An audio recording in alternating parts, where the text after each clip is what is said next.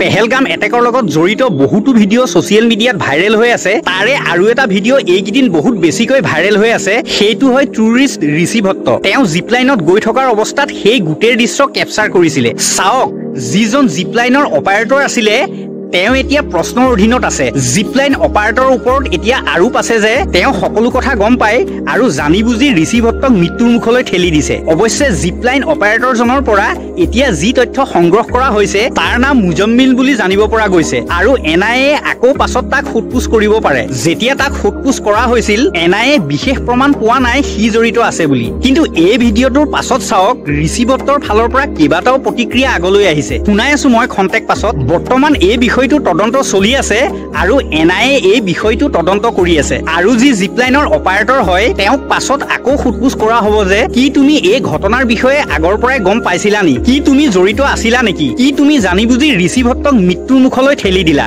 বৰ্তমান ঋষি ভট্ট জীয়াই আছে, তেওঁ ভাগ্যৱান হয়। তেওঁ নিজৰ মতামত ছ'চিয়েল মিডিয়াত প্ৰকাশ কৰে। जब जिपलाइन कर रहा था तब फायरिंग स्टार्ट हुई। अराउंड 4 से 5 बार गोलियां चल गई। 20 सेकंड तक तो मुझे मालूम नहीं था, मैं मेरी मस्ती में जिपलाइन के अंदर था।